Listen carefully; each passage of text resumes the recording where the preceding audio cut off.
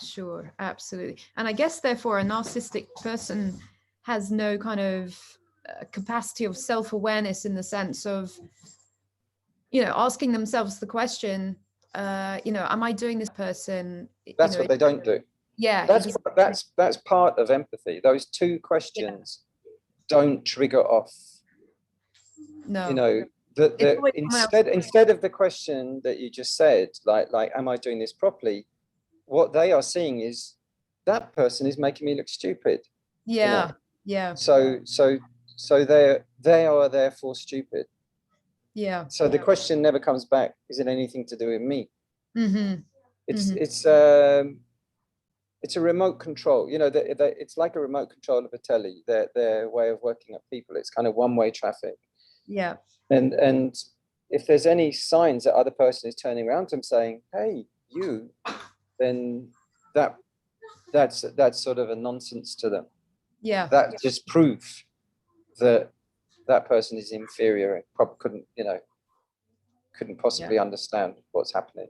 Sure. So those empathy things, that person is suffering. Is it something to do with my behavior? That's what never got set up in the first place, or has been numbed right out through their own upbringing, because they may have been primed in their own childhood to just be winners and to do that at all costs, including destroying and people around them for that. Sure.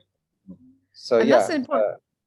For the child to have been growing up for a substantial amount of their early years, and therefore to have learned from the parent that is the narcissist, they will have learned some of those personality traits. And like you're saying, to completely remove, which I totally get that. I really get that.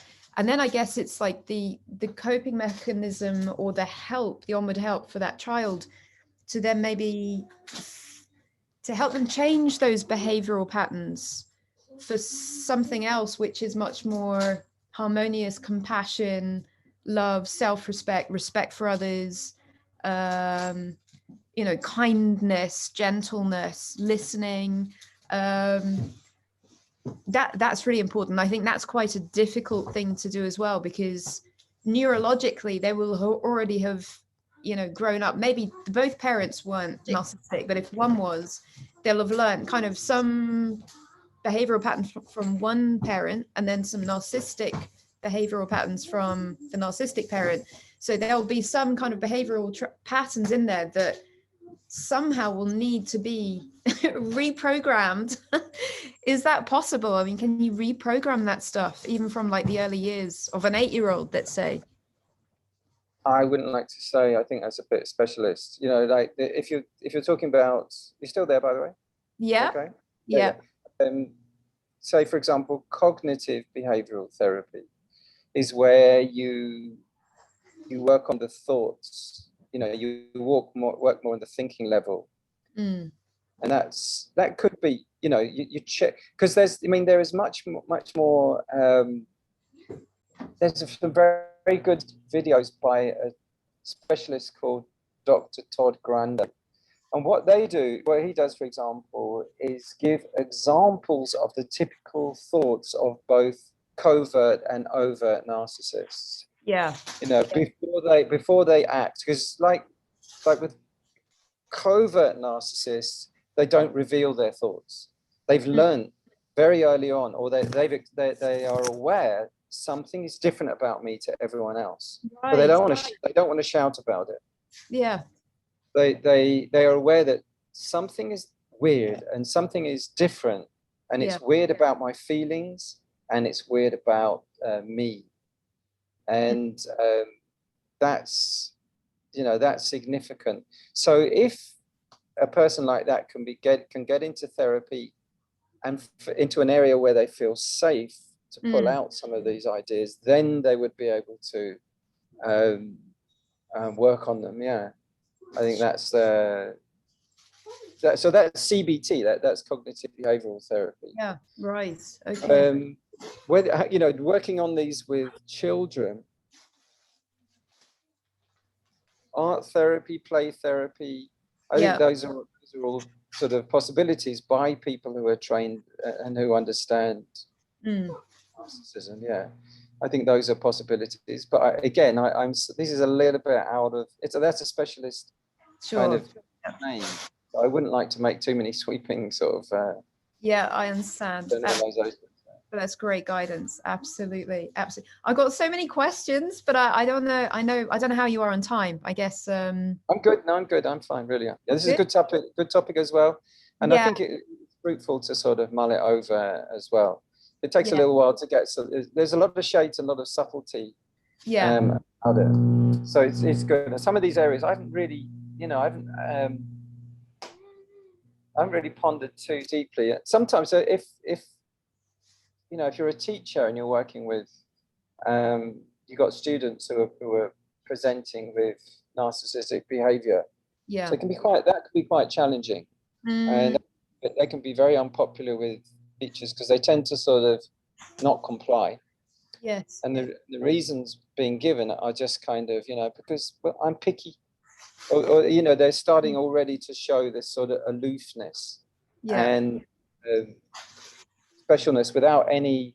There are special students, or there are very intelligent or creative and accomplished students, but as a teacher you see them working hard to do that. So it's not easy to like narcissists. So that can also be a problem with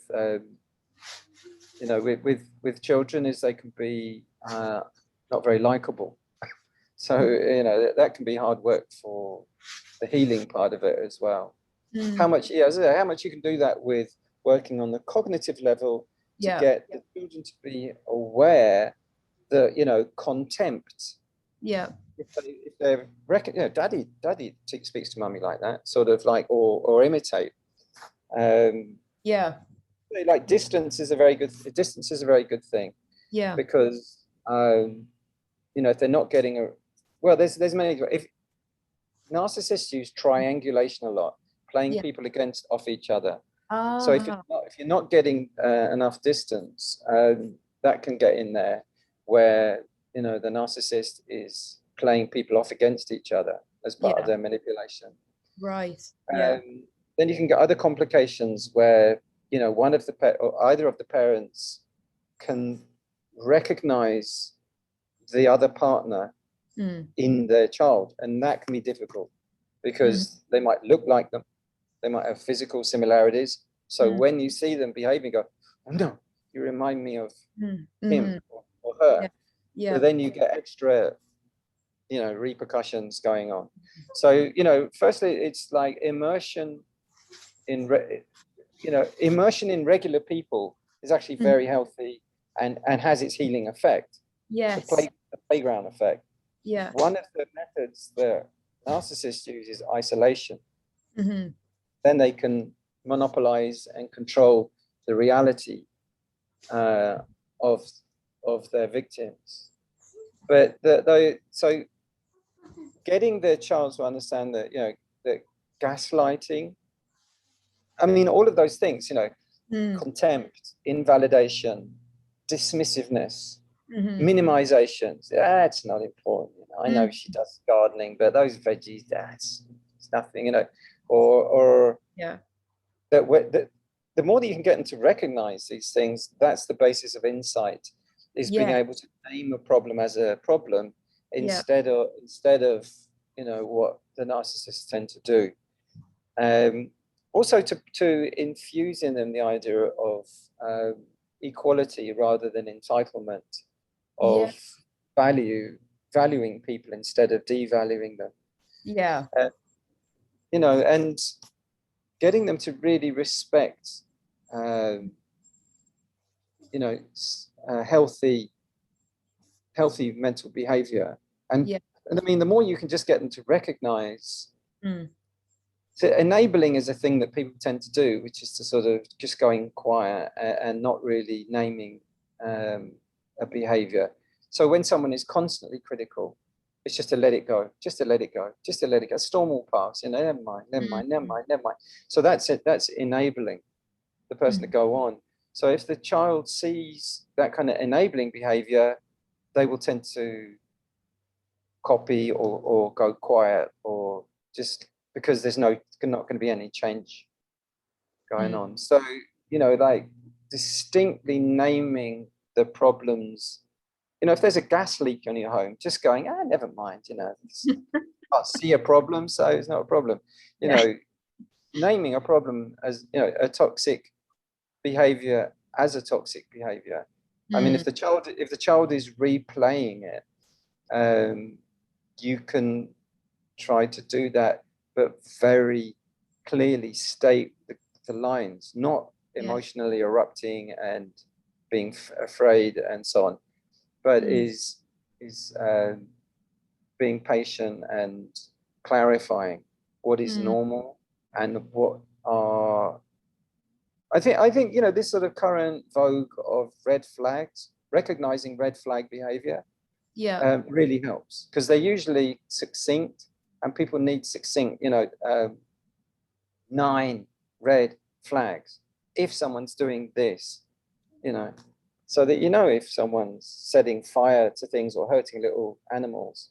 That's a red flag for psychopathy. You know, if someone stares at you, you know, that's a red flag for psychopathy.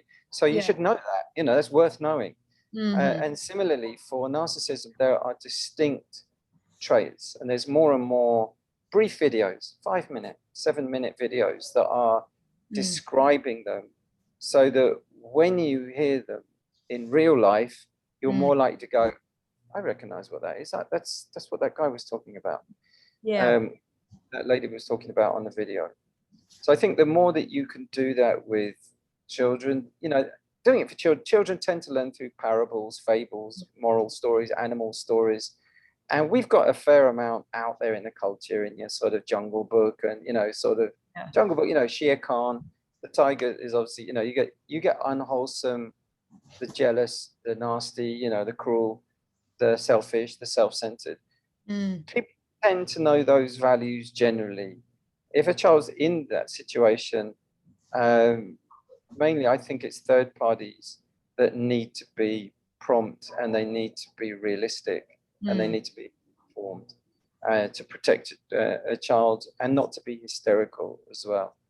I think that's, you know, overreacting, and sort of, there are bad strategies with narcissists. It's good to know what they are. It's the same as you know, if you're learning first aid or firefighting, you should know if you see someone, you know, who's had a motorbike accident, you know, don't pick them up and carry them off somewhere, you know, you might break their neck.